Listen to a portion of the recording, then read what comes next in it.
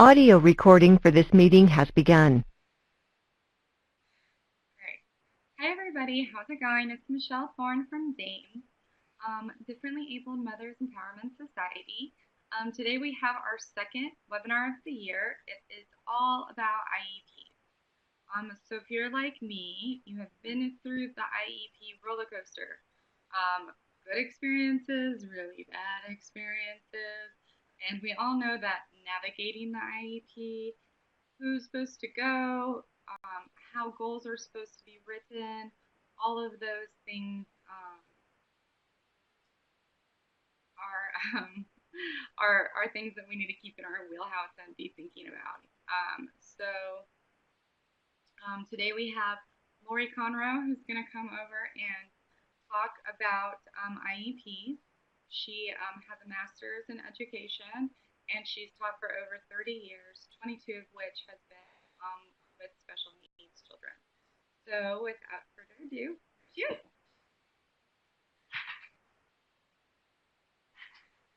Hello, good afternoon. As Michelle said, I'm here to talk about IEPs and the IEP process, hopefully to help you have a better understanding when you go into your IEP meetings of what to expect, questions you can ask, what if you don't get the answers that you want or services that you want, what can you do? So with that, we will get started.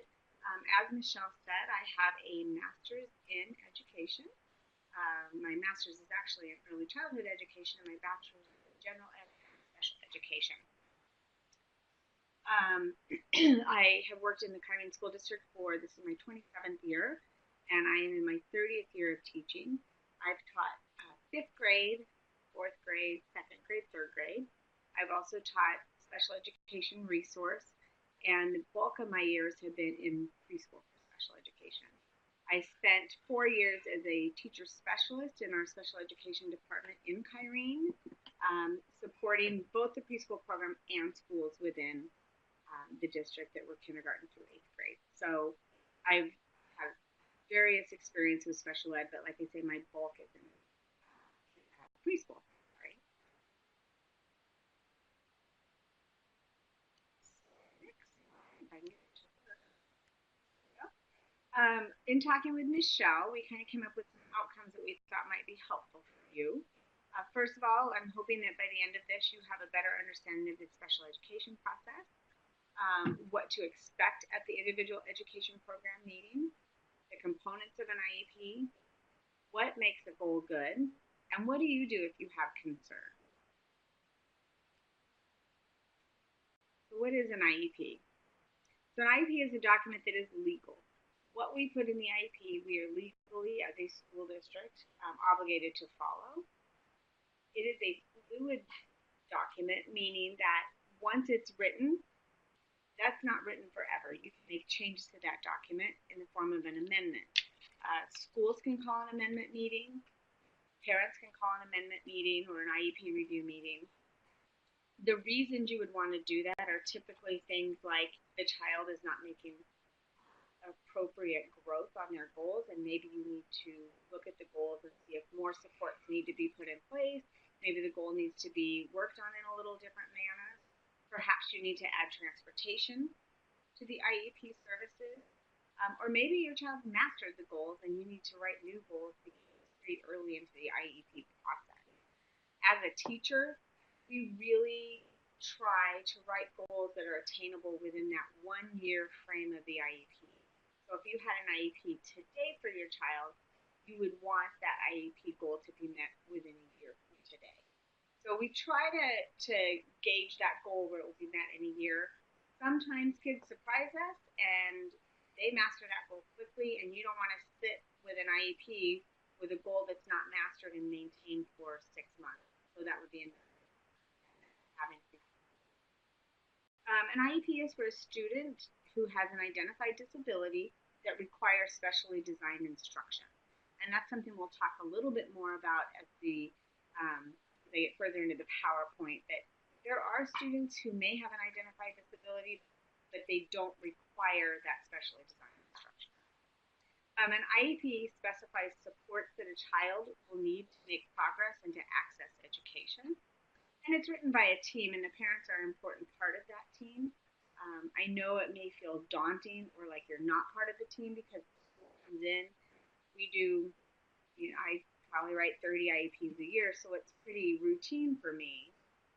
And I come in, present my draft and my suggestions, and it can be overwhelming for parents, and so you may feel like you're just agreeing, not part of the team or having so you should be asked along the way of the IEP if you have questions, if things have been captured, if there's anything that you were hoping to have worked on that hasn't been worked on. And then also for your input, there's a whole section in the IEP for parent input. So you are definitely a part of the team, and the IEP is written by the team. And we'll talk about who else is in that team in a little bit. There's rumbling. So who qualifies for an IEP? So it's children ages 3 through 21 who have an identified delay in development or a disability that has an educational impact. And that's kind of the key word, because there are students who may have a disability. I have sat in meetings for a student who has autism, but the effects of that autism were not impacting their ability to learn in the general education setting. Therefore, they didn't need that specially designed instruction. So you can have a child with a delay or a disability, but not impacting their ability to access education and learn. So we want that educational impact there. So for children ages 3 to 5, there are 5 areas of eligibility. Speech language impairment, which can transfer over to kindergarten, school age. Developmental delay, which can also transfer over to school age. Preschool severe delay, which does not transfer. Hearing impaired and visually impaired do transfer. And that's an important piece of information, because as your child transfers from preschool to kindergarten, you have to come up with an appropriate category for kindergarten. And if they have that severe delay, or that does not transfer over, so you for sure have to come up with a new category. For school age children ages 5 to 21, there are way more areas of eligibility. Autism, deafblindness, deafness, the whole list is there. I won't read it to you, but that's straight from the Department of Education's website. So there are many more categories.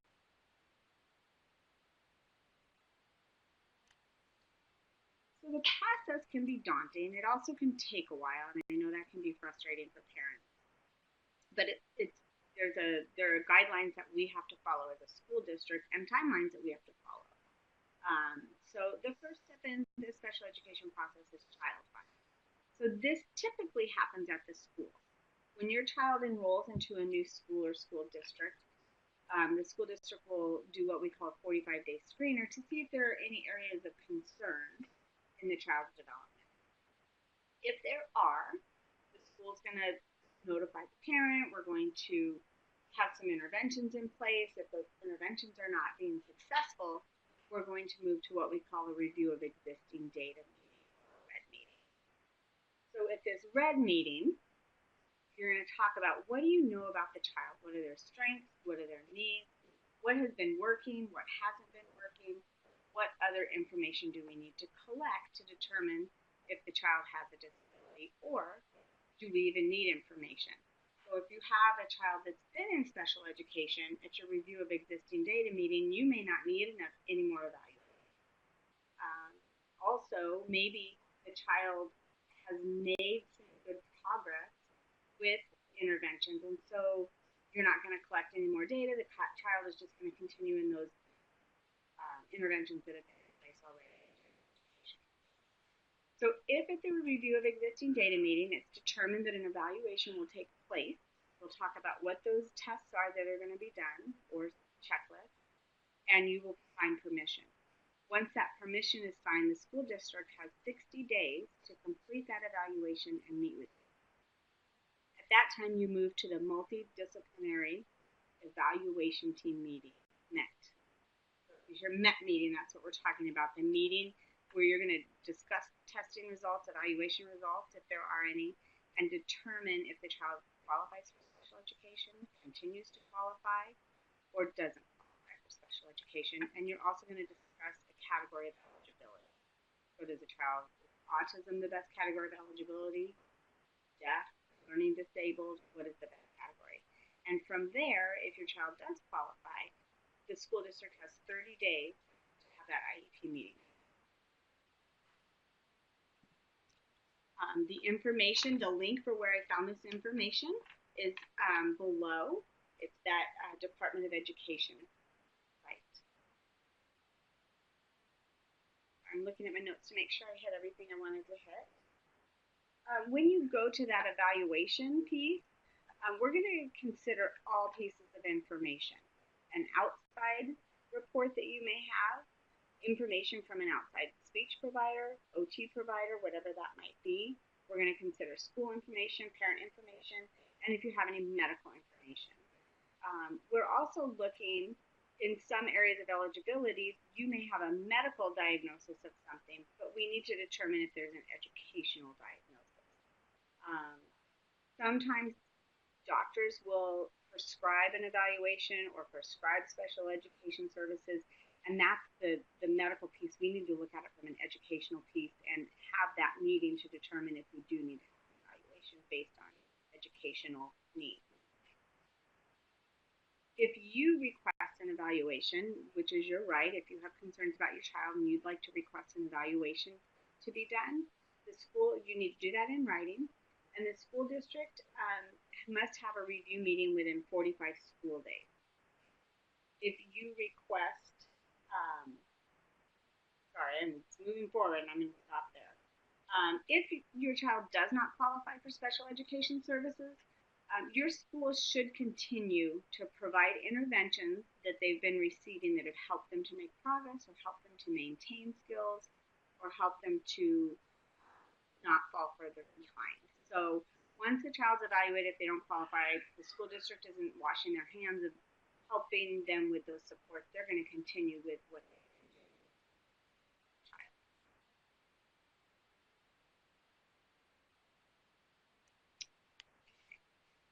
So the IEP meeting, what to expect. Sometimes there's a lot of people there and that can be really daunting.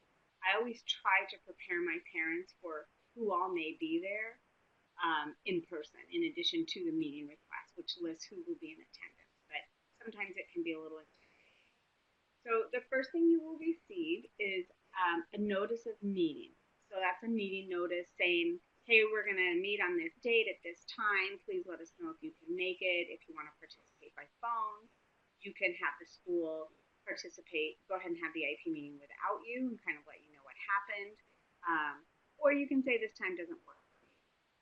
Typically, we're going to have spoken with parents ahead of time to find a mutually agreed upon time to meet. Different districts have a different interpretation of when that meeting notice should be sent out. The general rule of thumb is within a reasonable period of time, which again is interpreted differently. I know for me personally, I always speak to the parents ahead of time about an IEP meeting. I may not always get that meeting notice done right away because I have to make sure who all of my members from the school are going to be there. So I try to have my meeting notices out within a week. If I can, I do it as soon as we agree on time. The required members of the meeting, there are 5 required members at every IEP meeting. If you don't have these members, you cannot have an IEP meeting. And they must be in attendance for the entirety of the meeting. Required members must be there. Required members are parent. Unless you've said I can't meet without me, or meet with me on the phone, that's always an option. The general education teacher or teacher of record. The special education teacher, if there's a special ed teacher, but if your child has speech only, the speech therapist is the special education teacher. The person to interpret the evaluation in case you have any questions about the evaluation that was done either currently or a couple years ago. And then the LEA, the local agency representative. Local education, I'm totally blanking on the name.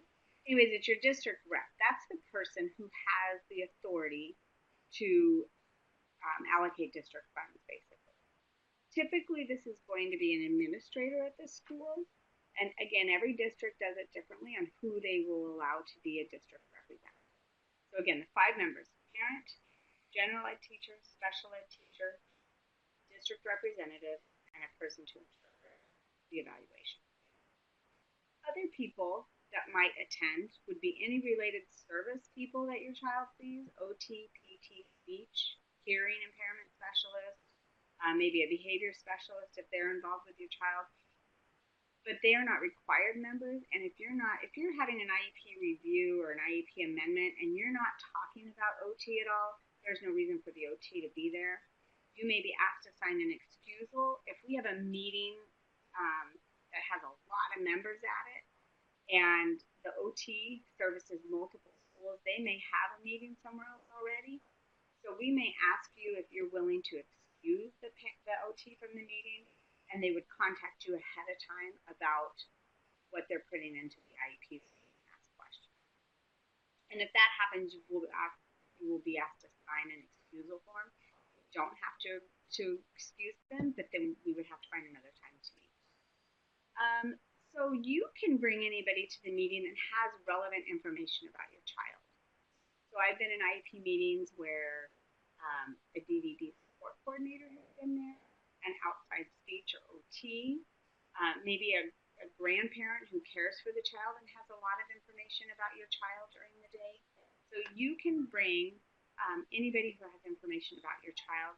It's always nice to give the school a heads up, one, so we can have enough copies for everybody, two, we have enough seating for everyone, and three, it's just nice not to be kind of unaware when somebody walks in, just like we try to let you know who all will be at the meeting. So it's always nice to have that common courtesy back and forth. Mindset. I think it's really important for both the school and the parents to go into a meeting with the understanding that everybody has the child's best interest in mind. We're there to talk about your child and their needs, and we all want to come to agreement on what your child needs and what services we can provide. So go into a meeting assuming that the school district has the best interest in mind, and we try to come to agreements. It's not always possible. We don't always see eye to eye, but we all are trying to do what's best for the child. The length of the meeting, a pretty straightforward, run-of-the-mill annual IEP is probably about 45 minutes. Sometimes we have meetings with a lot of service providers or outside people coming. When I say outside people, those would be people that you bring that provide outside services. The meeting may take a little bit longer. And there are times when meetings have lasted a couple of different times. We've had to reschedule a second meeting if there's a lot of information to talk about. Generally, though, they're about 45 minutes to an hour. What will happen at the meeting? So at the meeting, there's hopefully going to be an introduction of everybody at the table. There will just kind of be a set, if you will, to talk about the IEP, or the purpose of the meeting. There may be an agenda at the meeting. Hopefully you've seen a draft of the IEP, so you've had time to look it over and think about your questions and think about what other information you'd like to add. And then you're going to go through the IEP. And the IEP is written in a way that one section leads to the next, drives decisions for the next part. So you should never be in a meeting where they're just jumping right into goals. Okay, here's what we want to work on with your child. That's not okay. The IEP is designed to be the agenda, essentially. So you're going to go right through that IEP, and I'm going to talk about the components of the IEP in your slide. At the meeting, your input's going to be gathered. You're going to be asked to sign that you've attended the meeting. It doesn't mean you agree. It just means that you were present. You're going to be offered your parent rights. You can decline those because you probably have copies already. They're also available online. But we will offer those to you at every meeting, and we will ask you to sign that you've been offered those. And then you'll talk about the IEP. You'll come to agreement. And after the meeting, you'll receive a prior written notice stating what was determined at the meeting before we actually implemented the changes that we made or the decisions that were made. Unfortunately, there are times, the truth of the matter is that the schools and parents don't see eye to eye on what goals, how they're written, what services are provided, what other supports are provided. If there is a disagreement, and it is the district rep's responsibility to make the final decision. So as a team, you're going to talk, you're going to work really hard to come up with some common ground. There are times that does not happen in an IEP meeting. So the district representative is going to make the final decision, and then you have parent rights. It outlines what you can do if you don't agree. You can ask for mediation. You can ask for due process. You can ask to have another IEP meeting, maybe with more information, more data presented. But the district does have the final say on the decision, and you do have rights.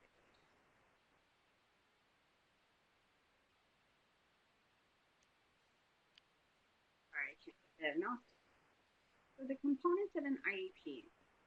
It's going to start with just a general cover page that talks about your demographic and your child's demographic information. It's going to talk about the date of the IEP and the evaluation that are when the next ones are due. And it's also going to have your child's category of eligibility on the front cover. We are going to put medical information in that's relevant to school. So asthma, maybe an EpiPen is on campus. Maybe you might document in there any diagnoses that your child has from the medical community. That's just basically your child's health information. The next section is the media section of the IEP. It is the present levels of academic achievement and functional performance, or the PLAF. You hear it referred to as the PLAF because we're really bad about using acronyms and trying to remember that parents don't hear them all the time. So ask if you hear an acronym, you know. But PLAF means the present level of academic achievement and functional performance. This is going to talk about assessment data, so any current evaluation information. So in the district, a reevaluation must occur every 3 years. It can happen sooner if need be, but it has to be done in 3 years. So your current evaluation information is going to be there. Anything that the school has done recently in terms of maybe school-based testing, DIBEL or district-based testing. In our district in Kyrene, there's DIBEL, there's interim assessments. There may be some other assessments that have been done by a special ed teacher. If your child takes the AZ Merit or the alternative assessment, that information should be in the assessment data. And it should be fairly easy to read in terms of having scores and qualitative information in there. Then you're going to come to the section of strength. And this should be listed in every area in which your child receives services. And it's nice to have it in areas where your child doesn't receive services as well. So from preschool, if I have a child that does not receive fine motor services, I'm going to still talk about their strengths. And the strength, this whole section should not be feeling-based. It should be data-based. It should have information that it shouldn't say things like, oh, he's a really nice kid. It should say, he follows directions in our classroom without support. He's able to transition from unfamiliar activities with a visual support. So it should really give you some information about what your child can do and what they need to do it. Do they need a visual support? Do they need hand-over-hand assistance? Just really clear information about that. This need, or what does your child need to access education and be successful in the classroom? Do they need visuals? Do they need clear, concise directions? Do they need to improve their ability to write their name and a paragraph with an opening statement, 3 supporting details, and a closing statement? What does your child need in order to help close that gap and to make progress? There's an educational impact section, which just talks about how does the disability or delay in each area impact the child accessing education. That's where we want to know about that educational impact for specially designed instruction. And then parent input. And this is really, sometimes parents are caught off guard by this and don't have information to add. But this is where, what do you want the school to know about your child? Is there something different that you see at home than we see at school? Are there supports that you have at home that really helps your child to be able to focus or function? Those are all great pieces of information. Are there big changes that have been happening at home that may impact what we see? I always look at the present levels or the class as painting a picture of the child. I should be able to pick that section of the IEP up and have a really good idea of what your child can do, what they need support in, what kind of goals I might see, and what support they're going to need to finish those goals. The next section is special considerations. And in this section, you're going to see things we have to consider, like, is there a visual impairment or hearing impairment, and how does that affect your child? What do they need for that?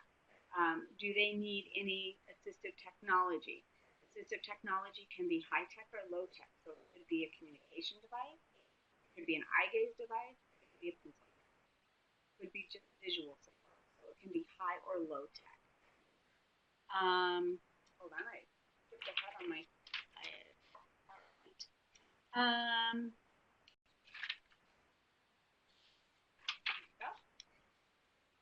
There's also in special considerations, do they have communication needs and do they have behavioral needs? Or if your child has behavioral needs, you're going to note that. Otherwise, you can just say that you don't have to do anything special. If you're doing what you do for most of the kids in your class and that meets your child's needs, then we don't have any behavioral needs. And there's another section about English language learners. Is your child an English language learner, and do they have unique needs because of that, and things we need to consider as we meet their needs? Then you're going to talk about goals. Your needs drive your goals. You should not see a goal randomly that hasn't already been discussed in the IEP.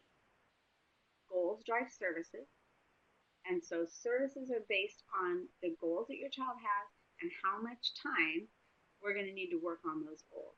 Per day, per week, per month. It can be written in a bunch of different time units. Supplementary aids and services. This is a tricky one. It's always hard to explain. They are things that help the staff or the student be able to meet their needs. Not the same. Helps the staff. Sorry, let me back up. Supplementary aids and services are things that help the staff meet the student needs, or things that the students require in order to access education. So it could be, is there special seating that your child requires in order to be able to write? Maybe they need a slant board, and they require that in order to be able to get that writing correct, the formation. Do they require, this is not one that I deal with a lot, so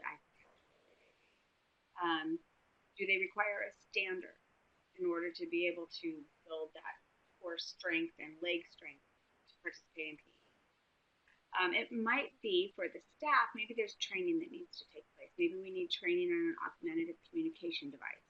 Maybe we need training on an EpiPen or some sort of help. Perhaps you have instructional assistance time on your IEP. That would come in this section. Then we have, accommodations come in that too. And accommodations, we really want to be careful with accommodations and thoughtful about them to make sure that it is something that is required to access education. So many times I see an IEP come through with 15 accommodations. And a lot of them are things that you just do with good teaching, like preferential seating or repeated directions. So some of it is good teaching, but some of it, does your child actually require repeated directions every time they're given? Maybe not. Do they require a visual to help them understand the direction? Possibly. If they require it, we're going to say, when do they need it? It's not just visuals. It might say something like visual prompts to transition from one location of the building to another. So we want it to be very specific, and anything that's an accommodation has to be implemented. So it really needs to be realistic, it needs to be specific, and it really needs to be required in order for testing accommodations will be listed in the IEP. Anything that is a testing accommodation must also be given to the child for any test that's given during the school year. So we're getting ready for AZ Merit.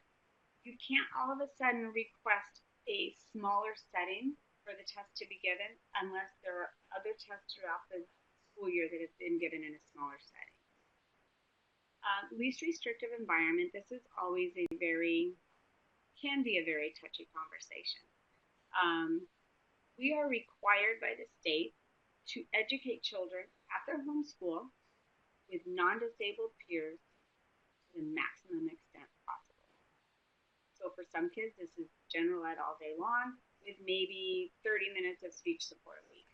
It could be that speech is pushing in. Maybe your child's out for an hour and a half a day for resource.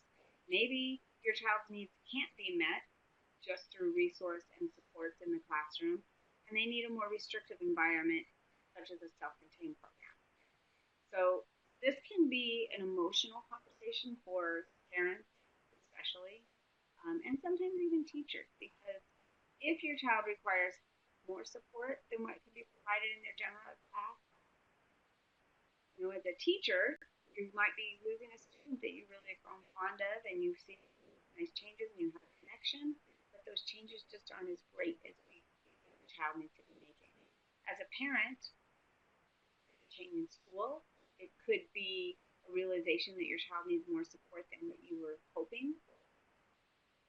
But we do need to make sure that kids are educated in their least restricted environment, starting with Gen Ed, which is the place that your team should always start the conversation with. Here is what is needed by the goals, the services, and the support. Can we meet that in a general ed third grade classroom? And if so, what do we need to put in there to help them? If there is so many supports that are being put in, it's not reasonable to do so, and your child's not able to access education with those supports, then we need to talk about a different placement. It could also be maybe your child gets a lot of resource time. They may be out of the classroom for 2 hours a day with resource. That can still be done with general ed pairing. And the goal, if your child is in self-contained classroom, is to get them out, get them with their peers, get them to where they can function in a general ed classroom the majority of the day. That's the goal. So that was a little side tangent. Sorry, I feel passionate about least restrictive environment, or LRE. And the last section on the IEP is going to be Medicaid. And that's just a section that we note what services we're providing for the child that we can be reimbursed for through the state. And we don't do that reimbursement without your permission. And not all children can we reimburse for. All right, that was a long slide.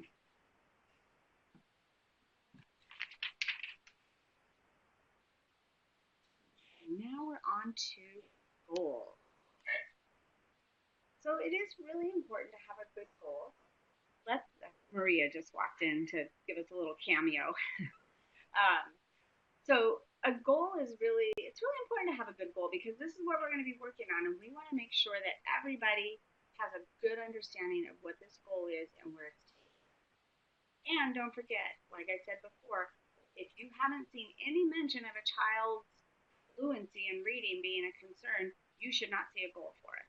It needs to be reflected in the needs in the present level section. So what makes a good goal? It addresses what the team wants where the team wants the child to be by the end of the IEP year in respect to specific skill areas. There's a direct relationship between the needs identified in the PLAF, or the present level.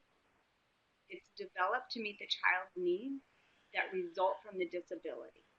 So you can't have a goal unless there's an identified area of need or disability. And it needs to address skills that would be needed in the general education curriculum. It should be a specific skill. So one skill in each goal. There should be a level of mastery, a baseline, and a method of measurement so that the goal is measurable. And it needs to be SMART. And SMART is an acronym that is used a lot when we talk about goals. And different websites, different places have slightly different words for the acronym, but essentially it's the same meaning. So we'll go on to what is a SMART goal. So a goal should be SMART in order to make it measurable and to make it strong. So S is specific. We want the goal specific to to a skill and criteria rather than broad. So we want to know exactly what it is we're measuring. If somebody else picks up that goal, do they understand what the intent of the goal? It should be measurable. We want to know how is it going to be measured? Is it on a teacher-made data sheet? Is it using a weekly reading probe? And what is that reading probe? We don't want to put names of programs, but you want to put the characteristics. Is it appropriate for 1 year's time? Is it attainable? Is it results oriented? So is it based on the student's need and the grade level standards? So are we looking for those results that we really want? And time bound. It's written for 1 year. It should state when and how often the goal will be measured. So it gives us those time boundaries of measurement. This particular definition was taken from understood.org, but like I said, there are many different words that are placed into the acronym based on what website you look at, but they essentially all mean the same thing. So you want your goal to be smart. This was taken off of the Department of Ed website. There's a document that's actually very helpful. School districts use it. Parents can use it. It's the Arizona Department of Education ASTAS document. And it's also a document that's used when schools are going through compliance of IEP. So at ADE, Arizona Department of Ed, states that the class should describe where the student is now. The goal should address where you want the student to be by the end of the IEP year with respect to specific skill areas. So this chart I have here kind of gives you an outline of how you could write a goal. So when your teacher or team proposes some goals, you can look at this chart to see if the goal meets that criteria or is it way too broad. And that's typically, we'll get into what kind of errors I see in a minute in goals. So you are welcome to take this tool with you. Again, it's right from the Department of Education to check those goals out. And if you get a draft of the IEP, it would be a great tool to use to make sure the goal is smart and measurable. And I don't think I touched on getting a draft of the IEP. You certainly can request a draft ahead of time. It's helpful, I think, for parents to have a chance to look it over, and it's helpful for the IEP meeting because you can talk about, have you read this? Do you understand this? Is there anything I missed? And as a teacher, I can just highlight pieces of the present levels and not have to read the whole thing verbatim. So it is perfectly within your rights to ask for a draft, and it's probably best practice for us to provide a draft to people. All right, back to the PowerPoint. So I've got some goal examples here, and then I paired it with a non-example. So the goal on the left is the SMART goal, and the goal on the right is the non-example. So this is one that you would see maybe for OT or in preschool mostly. So given adapted scissors, so there's the, what are some of the criteria we need? Well, the child needs adapted scissors. And no more than one verbal prompt, so they need a verbal prompt. To stay on the line, the student will cut across a 5-inch line within 1/4 inch of the line.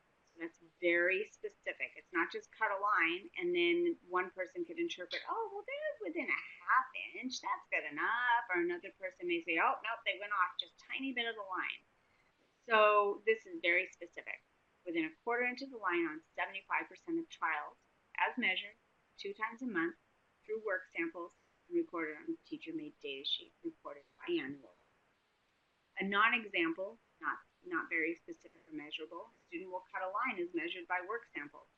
So how long of a line? Does it have to be right on the line? Do they need any prompting? Do they need scissors? There's a lot missing in that non-example. I'll give you a second to.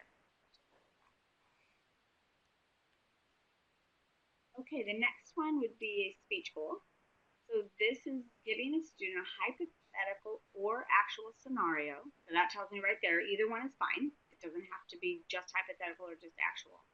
The student will verbalize an appropriate social response to the given situation with support during structured activities on 3 of 4 trials, on 3 collections as measured by the speech staff and reported So a lot of information. Sometimes goals can get lengthy when you're trying to be really specific. So for this child, we know it's got to be hypothetical or actual scenario. They are given support. I'd like that goal to be a little cleaner, like what kind of support? Visual support, verbal support, one prompt. So I'd like a little bit more specificity in that if I were going to be measuring that. And then, but it does tell you how many trials, what the criteria is, 3 out of 4. And the non-example would be, you can see, much shorter. Student will verbalize an appropriate social response and ask an appropriate question on 3 out of 4 trials. So that's missing a lot of things, like what support does the child need? What kind of, are they given any scenario, or is this just random watching them as they interact with their peers on the playground? So again, if I got this goal as a parent, I would want more information about what exactly is it going to look like when the goal is being worked on. All right, this is a reading goal. When presented with 3rd grade level text, nice, tells me exactly what level I'm looking for.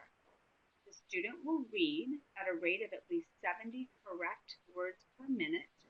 And it's nice that the teacher put the acronym in there, CWPM. So if you see that in the IEP again, you'll know what it means. With 90% accuracy or higher as measured weekly, so that's great, we know it's going to be done weekly, using an oral fluency assessment. So remember back when I said you don't want to see a name of a program, but you want to see kind of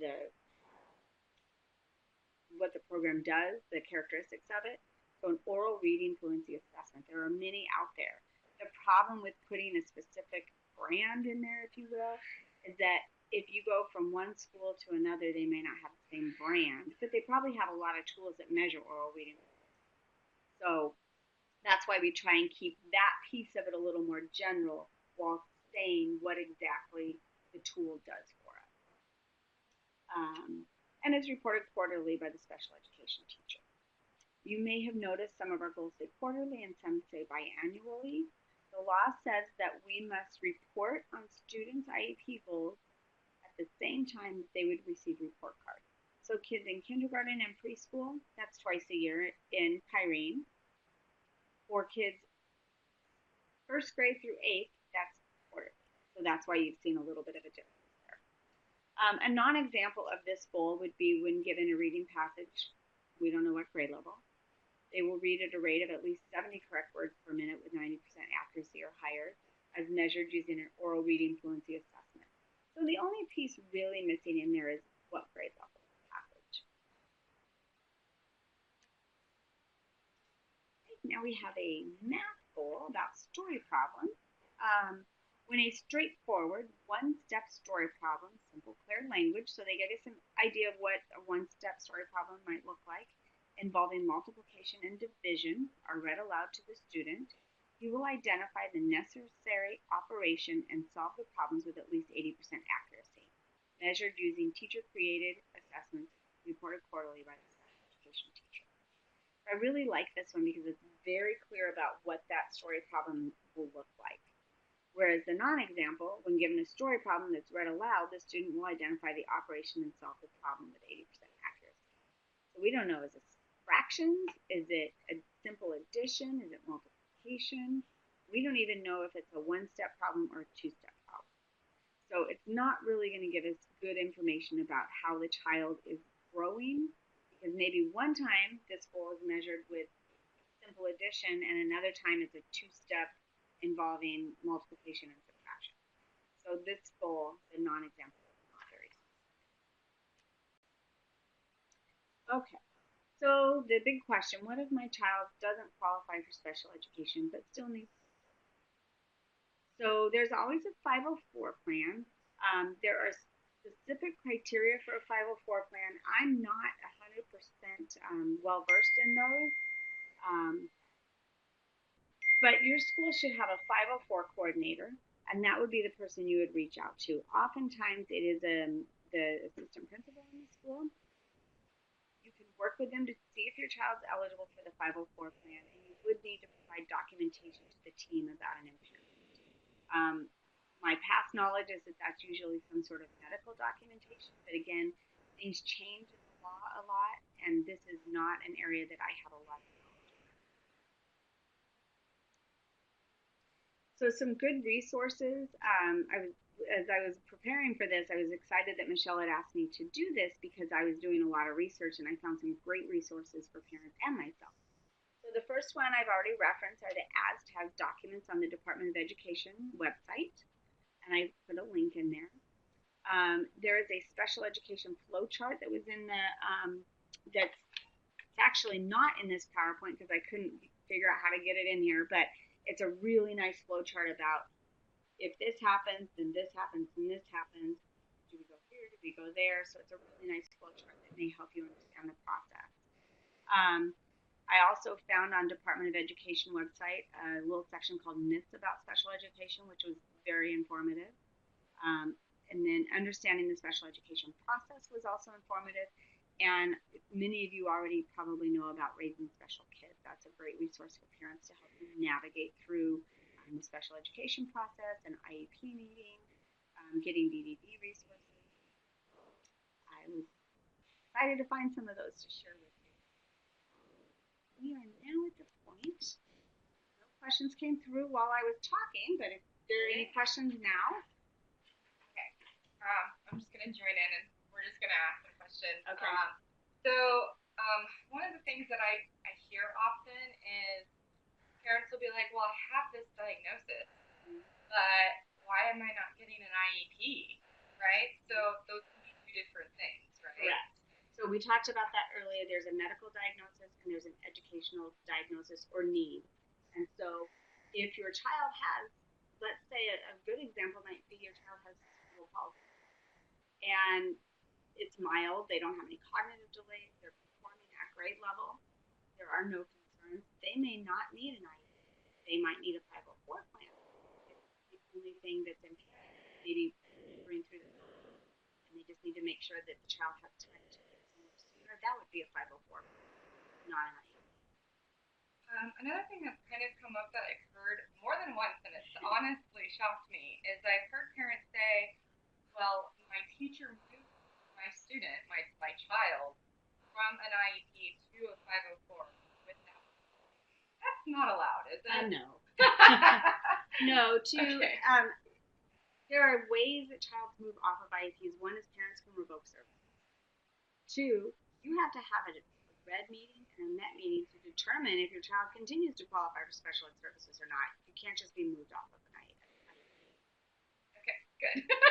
I thought I heard that and I was like, wow, that would be concerning. That would be probably I would probably contact the building administrator, or I'd actually start with the teacher. And if you don't get answers that you want,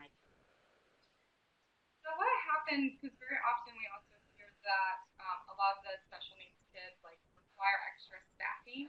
What happens if the school is short-staffed and maybe they can't give the attention to your child that the IEP requires? Are they required to tell you? Or is that something that you should build into your IEP? I mean, how do you address that? It's a tricky question. I'm not even sure I can give a good answer for this. But I do know that there are times that the schools are short-staffed. If it was a regular problem in your child, or if it was a regular problem, I would call my IEP to look, does my child this level? And if not, then you would change the IEP. If they do, I would ask, how can we? And I would do it respectfully, again, remembering that, go in with the assumption that everybody has your child's best interest in mind, but I would ask for an IEP meeting. This is what the IEP says. I get that you have somebody out on surgery, but how are we? Okay. I've heard that one come up quite a bit. Like, ooh, how do you protect against that? And that's hard. It is hard. I mean, just in our classroom alone this week, I've been down an assistant 3 out of 7 days. So not this week, but so it is hard. Yeah. You can sub for your school district. Hey, there you go. The other question that I have is, how do you, are there ways that you can protect your child if they have problematic behavior? Is there language you can put into the IEP that protects your child in terms of what's scanning? reinforcement or punishment or things like that? Is that something we should So see? I would do that in two parts. There's the whole section in special consideration behavior. And if I have a child that needs something different than what I do for everybody else, I would stay in there. I'm going to use a percent chart. I'm going to use a token reinforcement chart. So I would state what I'm going to do there. And then I would also talk in the part because how I meet this child. The child has a lot of behaviors. You should have some strengths and needs. Did I answer your question? Yeah. Oh, and parent input. I would ask to have in parent input, gosh, I'm really uncomfortable when my child. So I would like to request that if you need that, so you can put in parent input. Okay. Or even just have an open discussion. Okay. And then there was something else, I'm not sure we went through tons of acronyms today, but if there is a behavior that is occurring and you want to like watching that behavior and seeing what's triggering it, we call it FBA or something. FBA? Yeah, functional behavior assessment. So what is that and how So that's actually an evaluation that takes place. And so in my school district we have behavior prevention teachers. You probably that wouldn't be the first thing you jump to. You'd want to try interventions. And a functional behavior assessment is usually done when we figure out the function of the child. Okay. Sometimes it's just asking that special work with the teacher, creative, or having. Okay. Awesome. Okay. All right. Well, thank you, Lori. This was really, really great. And